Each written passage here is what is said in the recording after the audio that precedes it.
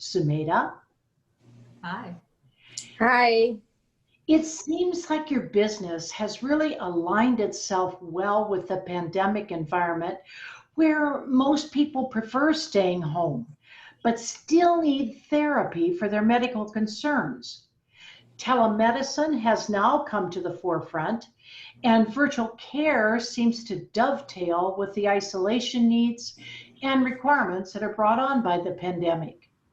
So let's start by going way back and asking, where did you start and how did you arrive at this spot in your career or business?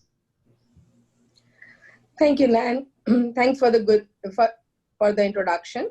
So as you said, we both have been working as experienced clinicians for over 30 years, each at all levels of healthcare system. And we were seeing again and again the same issues and frustrations we had with the current healthcare systems. We are very compassionate about our patients' needs. That's why we became clinicians.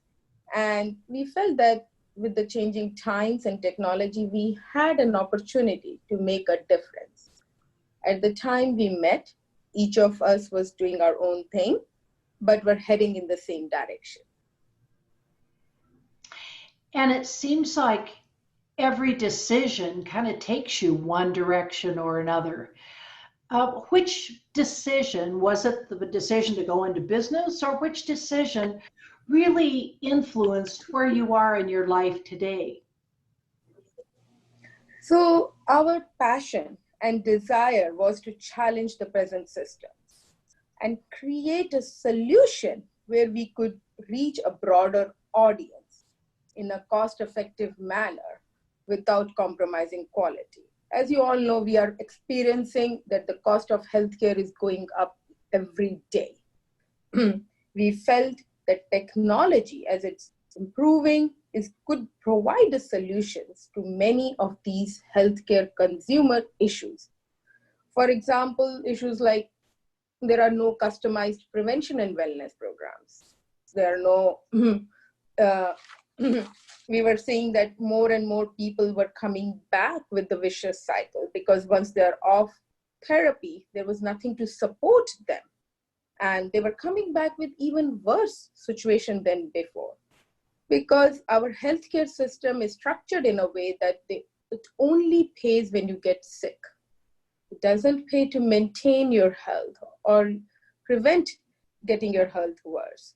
So that is why one of our main focus areas that we focus is maintenance and prevention and keeping well. We were seeing that where you decided the kind of care you receive.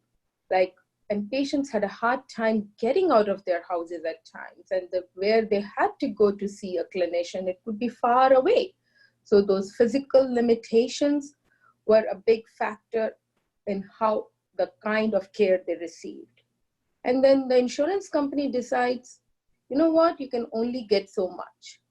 I'm like, that may not be from a clinician's perspective the right thing, but since they are the payer, they were dictating on what kind of care, how much of a care can you get. And as you see, as we get older, our elderly population is increasing. We are seeing a shortage of clinicians who can provide adequately quality care. And we felt that being an insiders and clinicians in this healthcare system, we understood our needs of our patients and felt that we should be the one who should be initiating the change. As clinicians, we were the most appropriate ones to drive the changes for affordable, accessible, quality care. And we were passionate that we wanted to make a positive impact moving towards holistic care and incorporating technology. Consequently, we both of us left our paid positions to work full-time on our passion. So you met on LinkedIn and you just talked back and forth and said, hey, I think we're doing the same thing. Are you interested in joining forces? Or how did that all work? How did you find each other? So we both had been working in the same And we connected on LinkedIn, as you said, and we had quite a few virtual coffee sessions. And we recognized that we shared the same vision. We are both passionate clinicians who want to change how the healthcare is delivered. We both want to provide patients with affordable options which are not bound by geography. And that mission drove both of us. So we had the same mission and vision as healthcare providers and as healthcare consumers. So we recognized that we had very complementary skills. And we felt that together we can achieve more if we joined hands. So now you actually could have clients all over the United States or really all over the world, couldn't you? Yes. For wellness classes, yes, we have clients all around the world. Where therapy is concerned with one-on-one, we have to follow state licensure rules. That makes sense. So tell me a little bit more about Virtual Kare's actual services that you provide. Well, as Sumedha said, our mission was superior online physical therapy and wellness services, but we wanted it to be at a lower cost with technology, because our vision is that we can empower clients and care providers throughout their entire healthcare journey and maximize their quality of life instead of seeing them back and back and back. And we thought we could do it through group and individual programs. So ultimately we decided, we want to provide health care, not health repair. So as a clinician-owned company and being strictly online, we focus on the full spectrum of the client's needs. We have a team of PT and OT specialists who are collaborating together to create these online programs and make them comprehensive and try to cover all the salient points and the major concerns that the disease or the issue has. And so each presentation uses these proven therapeutic strategies that we've developed and learned over the years in our daily practice, and we've incorporated them into the program. And we have 4 means of delivering this. One is the customized wellness and prevention programs, and these can be monitored and unmonitored. And we've been providing them to assisted living and memory care units that are sequestered in their rooms right now, and that allows them to stay active during the pandemic. And we're seeing the social effects of it as well. They're enjoying that aspect of engagement. And then we have live sessions and webinars, and again, they target disease and specific clinical issues. Presently, we're doing a small group presentation live for Parkinson's disease, and it focuses on the unique issues Parkinson's disease faces: movement problems, falls, urinary incontinence, sleep disorders, changes in your interpersonal dynamics and such. And we also have things like a better breathing program, which we're talking and targeting to the chronic lung disease clients and talking about how do you strengthen your lungs, how do you clear them. And this also relates to the COVID clients as well, since a lot of them have respiratory compromise. How do you manage and reduce your shortness of breath, but complete the day without difficulty and more energy? And basically how to remain in your home without having difficulty as long as possible and not declining unnecessarily. So some of the other programs we've addressed are everyday common problems like sustained sitting when you're hunched over the computer and creating low back pain and neck pain. And so we've worked with some tech companies that are working remotely from home. And interestingly enough, we do post surveys on each session and class. And the survey results show that the employees not only felt pain relief, but they were energized after the session. So all of our sessions are designed that we can help the clients and their caregivers first and foremost. But we wanted to do it with up-to-date education, using proven clinical strategies that we've been using for years in the clinics. And we've seen the individual results. and then utilizing a standardized test before and after so that they and we can both measure their progress with the courses. And by specializing in these specialized programs and chronic disease processes, we're targeting areas that are not been addressed very much. Physical therapy, for an example, is predominantly an orthopedic environment to the masses. So you don't find these subpopulations of clinicians as frequently. And then the last is obviously we provide, well, the second to last is we provide that individualized traditional one-on-one therapy for physical, occupational, and speech, but it's online. And the last is that we have trained the trainer, and that is we can train a caregiver. We've trained caregivers that take care of the memory care clients, how to facilitate them. We've worked with clinicians how to do something that's out of their normal scope. And basically we just want, instead of having the client back and finding out that they could have been served better if we had mitigated the issue prior or kept them from having the issue, deal with it ahead of time and try to keep them in good health. The surveys, the research shows that it's been proven that you need to stay active for physical and emotional health, and even in chronic disease. So we feel that we can provide some sort of support and also motivation for it. So I think I hear you saying that you've brought almost all of your programs online, those that deal on a one-on-one basis, all the way to the classroom setting. Am I right? All of our classes, sessions, videos, everything is done online through a secure video conference. So yes. And you mentioned that when you're talking about rehabilitation, you have to be sure that you are meeting the state requirements. I'm thinking about the classes that you have where it really would be helpful in a nursing home or a living facility for elderly or disabled, that they could tune in to your classes on an ongoing basis and maybe could get the whole facility working toward the exercises that you have. Is that correct? Yes. So for an example, what wellness and prevention allows us to do is have a broader reach, because we're not bound by the state laws that say you can only treat clients who live in the licensure that you are that you hold.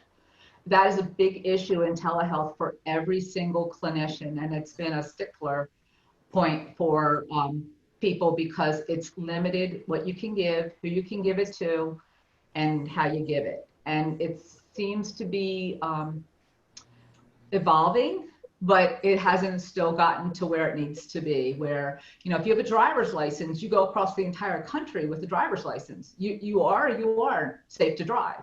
But if you're a physical therapist or an occupational therapist or a physician, you can only prescribe in the states that you are holding a DEA.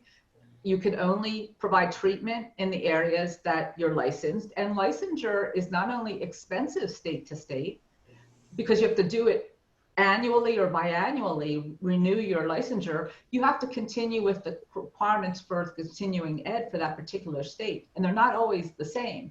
So you can be taking courses which are expensive and you're trying to meet these requirements. So I have licenses in 5 or 6 states. They aren't all on the same page. So it becomes unnecessary. And I think telehealth has pushed that forward. And these still don't apply to the classes that you have online, right? Well, the thing about the prevention and wellness is when you're not doing rehabilitation, meaning you're not assessing the client, coming up with a decision and coming out with a care plan, you're doing more of a generalization and making either assumptions or grouping people together that they can be they could be educated and given proper strategies and target that areas.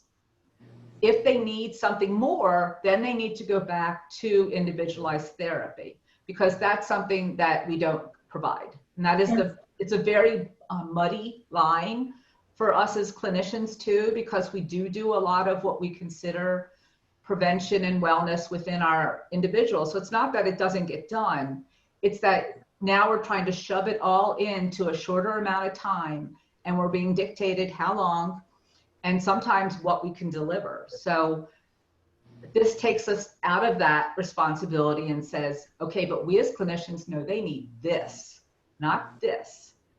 And if we did this, we wouldn't see a client 10 years out that's hunched over and can't get up and they're already contracted. We would have seen them in the beginning when they got their diagnosis and said, hey, keep yourself out of trouble by doing these things, and at least slow the decline, if not stop the problem.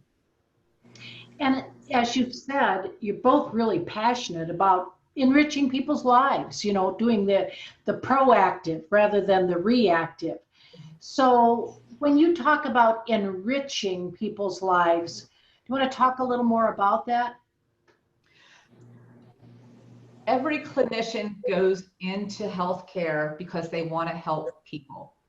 We are motivated and passionate about seeing people succeed. That's our reward, is when somebody can do something that they couldn't do in the beginning, that we feel that we've entitled them to something back in their lives that they lost. And if we can keep people stay healthy and live longer in their homes and as independent as possible, we feel we've enriched their lives even more and made an even better positive difference in there. And that is really the fuel that drives us to continue. It is really motivated much more by outcomes that we see in our clients and patients than it is by the actual monetary value that we receive. So tell me a story that reflects why you feel that way, why you are inspired. Have you got some incidents or some examples you could give me? I have one really good one. About a year ago, we were seeing a gentleman that was on continuous oxygen. So he couldn't do anything, even sit without oxygen. And I came to the door and he didn't even want to talk to us. He said, nope, I'm not doing this. I'm not going to improve. So we found out he had gone through pulmonary rehab. He had gone through rehab at home. He had gone through outpatient rehab. He had done pretty much everything, and he didn't get better. So his wife pleaded with him, she's here, please give her a try for 4 sessions. So we came up with a game plan. I would get 4 sessions, and if in 4 sessions he felt that he was getting somewhere, I could continue. So it was a test, obviously. So I was up to the challenge, and by the 2nd session, he was able to get to the bathroom, which was a big difficulty for him, 20 feet away, without dropping his oxygen level. Before that, he would actually take a couple of steps and his oxygen would dive down, and he would have to stand there or sit there for a couple of minutes until it came back up. So you can imagine if you have to go to the bathroom and it's going to take you 30 minutes after you've decided you have to go, whether you want to breathe or whether you want to urinate. So by the 4th session, he could even get there and he wasn't even short of breath, and he was continuous with it. By the last session, which took place, I guess, on visit 12 or 13, because he had other issues that we were addressing. It wasn't just shortness of breath. He was deconditioned. He couldn't get up from the chair, etc. He could not only get to the bathroom without shortness of breath, he could get through his entire house. He was able to get out and go to dinner with his grandkids. He was breathing on his own in the chair. And he was boasting about the fact that he could spin this pinwheel that I gave him from arm's length, as opposed to he couldn't even do it like here when we started. And to me, that was pure satisfaction for me. That must give you such pleasure, because you know you realize that both he and his wife can then stay together because they're in the house together, and they don't have to go into this separate facility where she can only visit him. This must be really, and in COVID, she probably couldn't even go visit him. Well, he lived in the chair. He literally lived in the chair. He ate, drank, and did everything in the chair, short of breath. So he wasn't enjoying his grandchildren, who were there pretty much every day, and they were 7 and 9, I think. But I think the biggest thing is that, and I'm tenacious, so I don't take no for an answer very easily, is when you have a chronic condition and you've been living with it for this long, usually that's your new baseline and you just kind of learn to accept it. And what I hate is that you don't always need to accept it. There are a lot of things that can actually get better. Parkinson's disease, there are programs that prove you can actually improve them with some strategies, not just keep them at a certain level, but get them back to a better level. And people don't even know that. And then when you don't meet the right practitioner, I mean, I'm not an orthopedic specialist.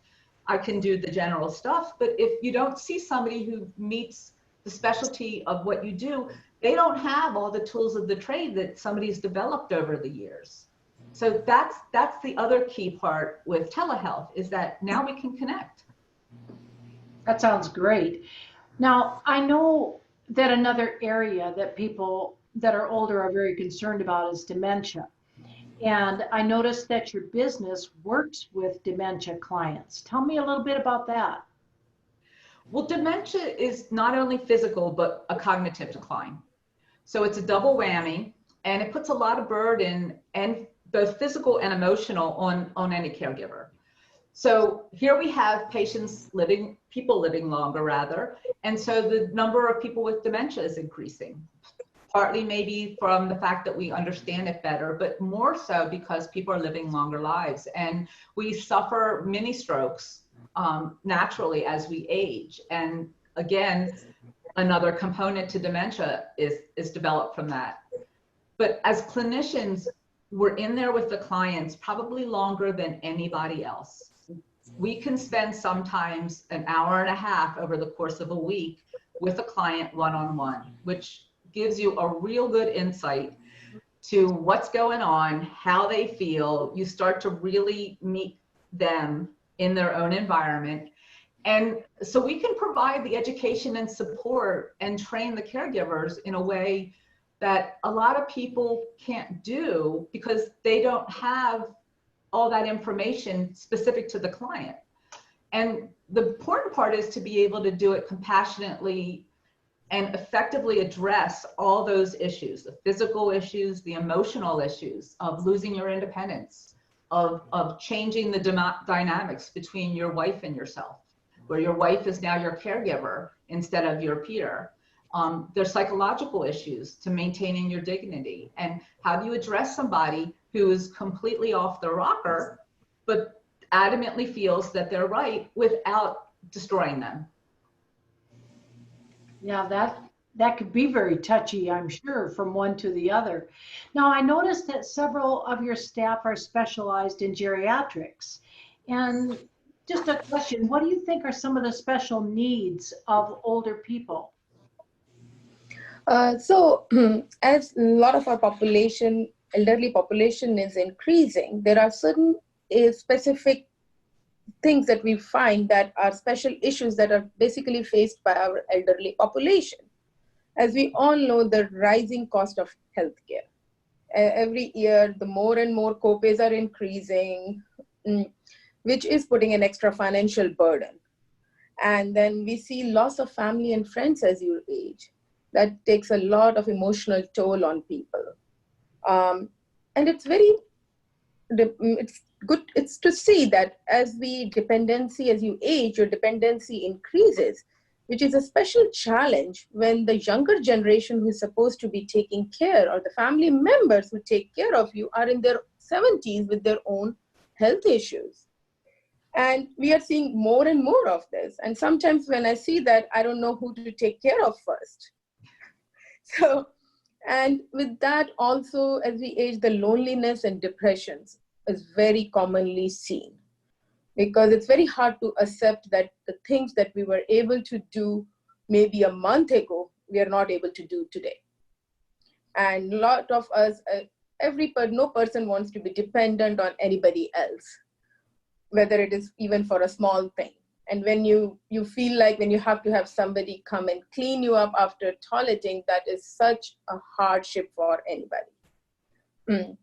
And then as you age, then you decline of physical and cognitive abilities. It is very commonly seen. People remember what happened 20 years ago, but it's hard to remember what happened 20 minutes ago. And some of these things can be mitigated. But it's so taxing for people to get out of the house to go and see a quality clinician.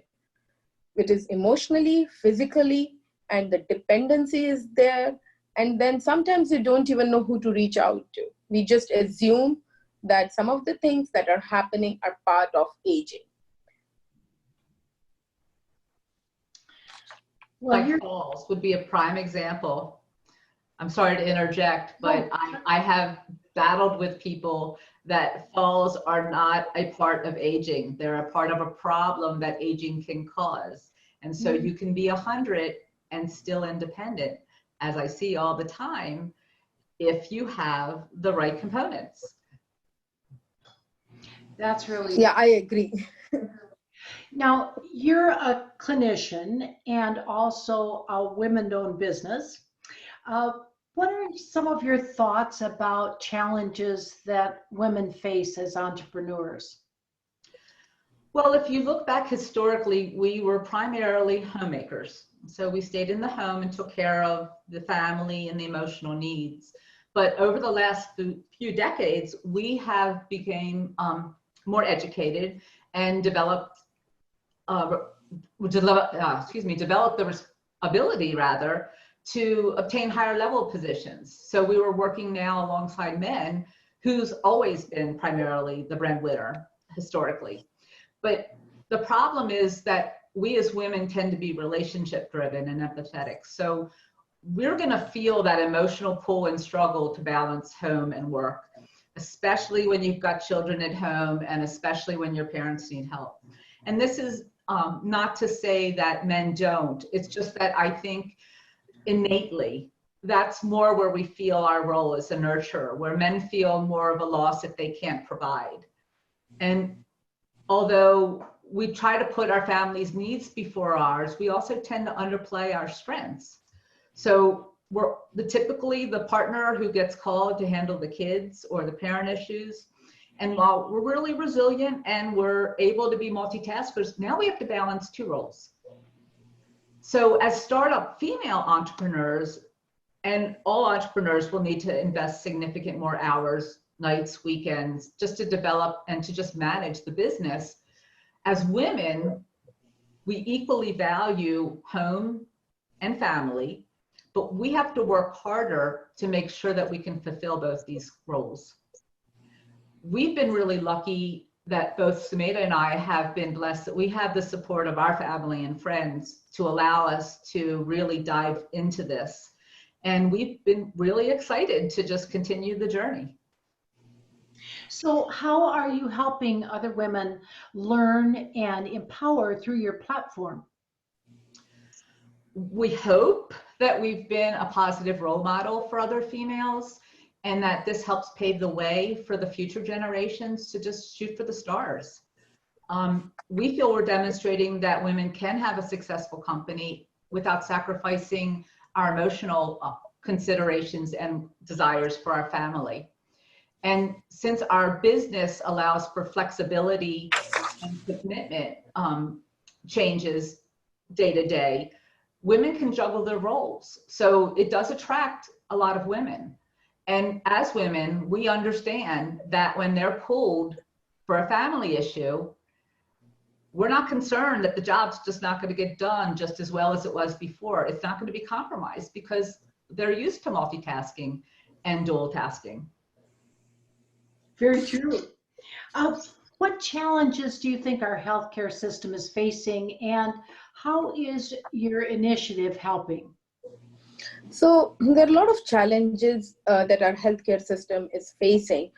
Firstly, we see it all the time that healthcare system does not reimburse for maintaining, improvement, or providing preventive care. There has been initiatives started in that direction, but still a lot of work needs to be done. And especially our population is increasing and it lives longer. The needs are increasing as well, and there are not enough care providers. programs or finances to support them. And again, the burden is increasing on the patients because the reimbursements are reducing. At some point, most of us will need some amount of family or caregiver help. We understand that as we live longer. But no matter what we use, the cost for assistive care is significant, and many people cannot afford it, especially as the elderly population growth overtakes the caregiving population, and the numbers of clinicians available to treat them is not there, and it's only going to get worse as our life expand, as we live longer and longer. So as virtual care, we help clients connect with clinicians no matter where they are located, since treatments take place in the patient's own home, and it lets caregivers who may or may not be physically present, like you could be living in South Dakota and you have a family member living in Washington state, they could still be part of your care and be there for you because the sessions are all virtually done and play an active role in their loved one's care.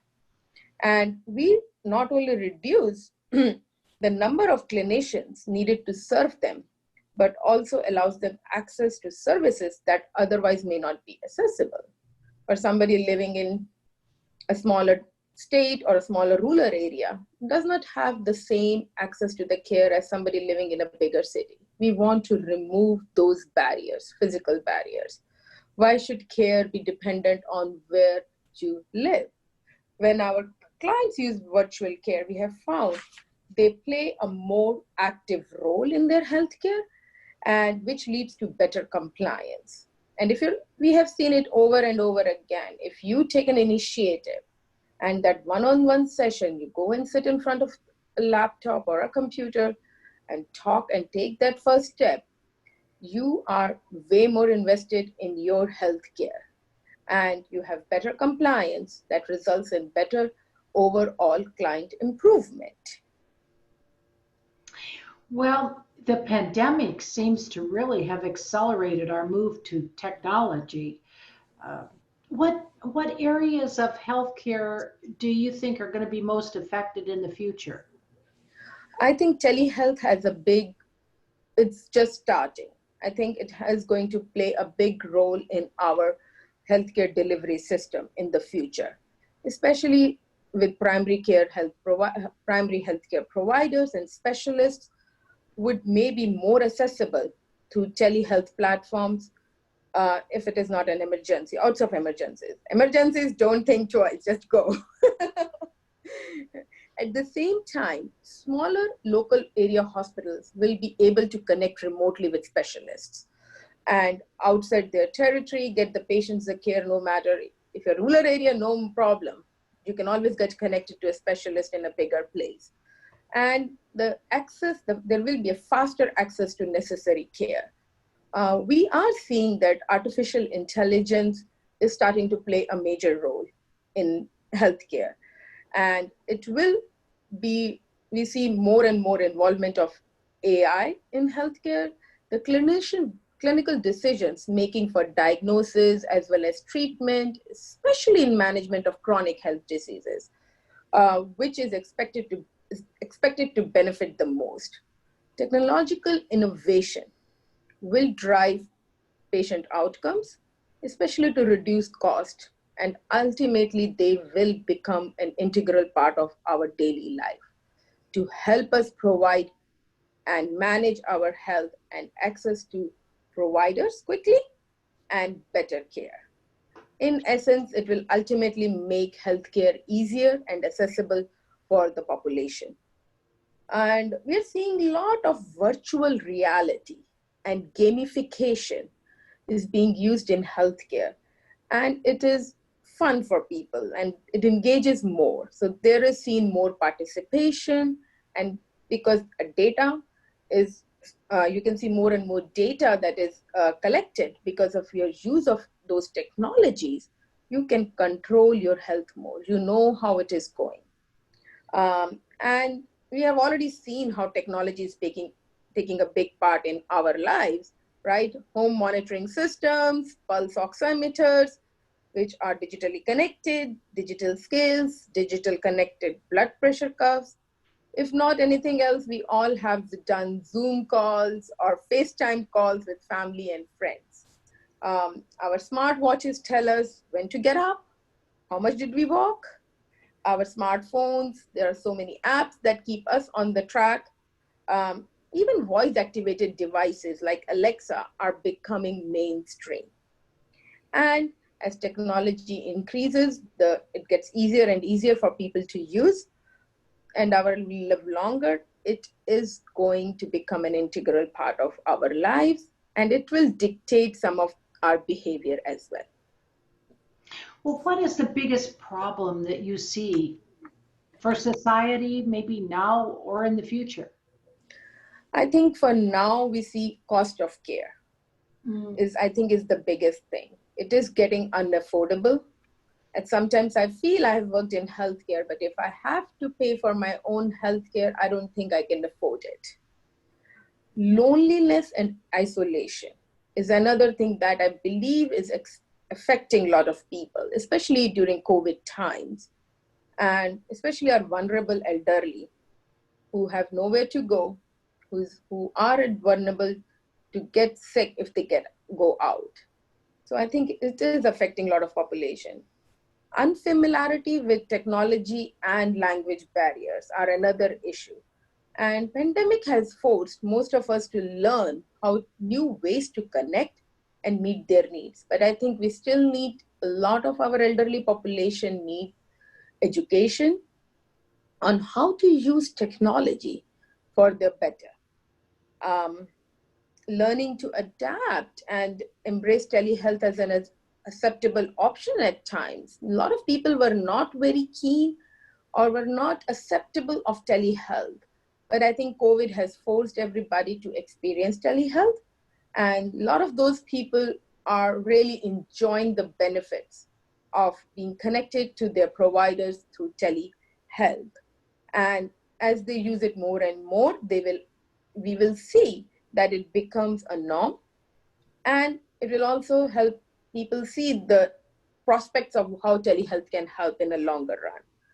And we are seeing, right, our world is becoming like a global village. If it was not, maybe we would not have had COVID. So, which is good in a way too, and bad also. But I think we just have to keep moving forward and embrace what the new technology and the changes can bring and improve everybody's lives. So thinking about that, Jay, what do you dream for your business in 5 years? Well, many things, but probably foremost, Sumedha and I would like us to be considered a trusted, affordable, but global online healthcare system. And key in this is that we're not only comprehensive, but we're holistic. So there's many, many options to customers that they may have not known about. Like you're going into a virtual mall and you didn't even know there was a store, but you can go down that path to try it. As long as we've vetted the people, or the appropriate people have been vetted by the appropriate parties, that we know it's safe, that it may not be mainstream, but it's not going to hurt you. But again, looking at including prevention and wellness and having specialists in every field. So you really can do what we used to do years ago at shock trauma.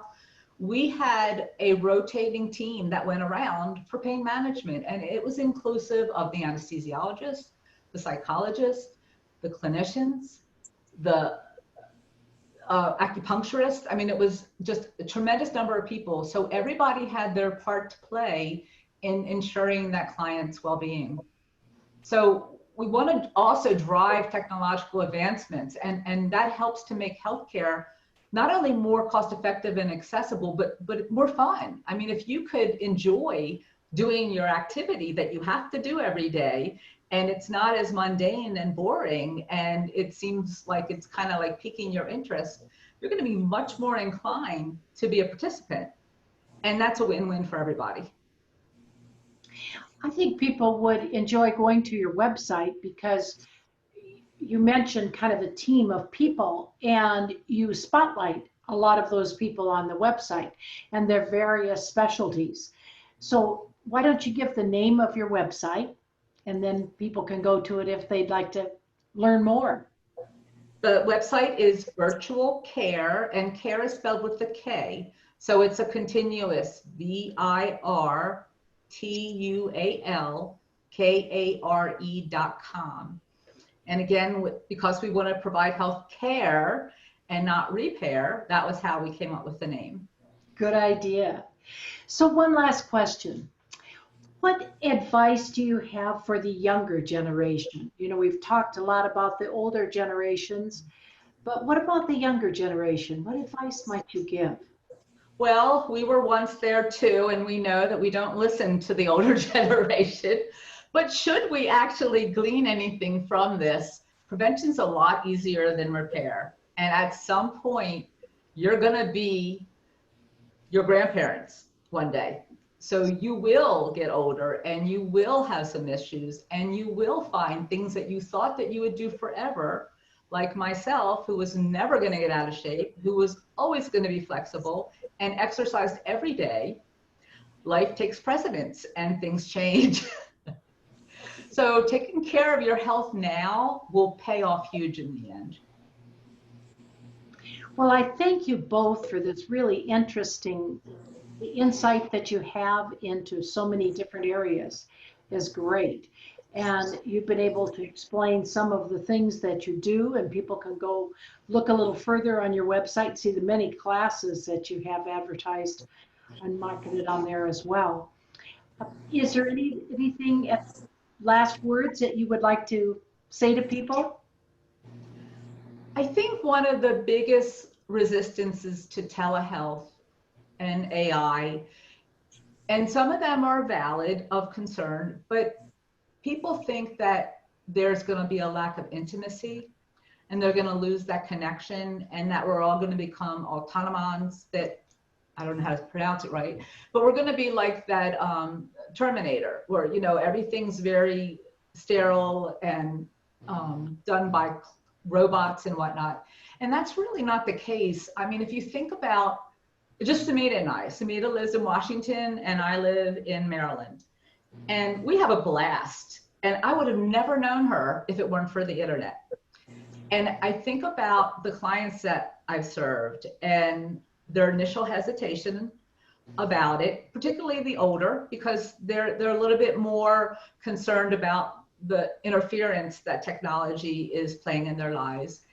And I say, you know, how do you see your grandchildren grow up as easily as you do? Or, you know, what if you didn't want to get out of bed, or you couldn't get out of bed? It takes too much energy to you get out of bed and actually get to rest and get to the doctor. Isn't it nice that sometimes they can come to you and make those house calls that they used to do years ago, and it's not even going to cost you more?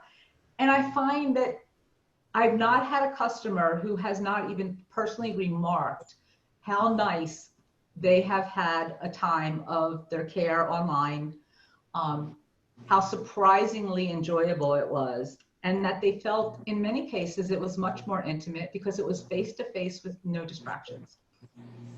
Well, I could attest to that personally, because I have had some telemedicine appointments, and I really like them because you kind of feel that the person is giving you their absolute full attention.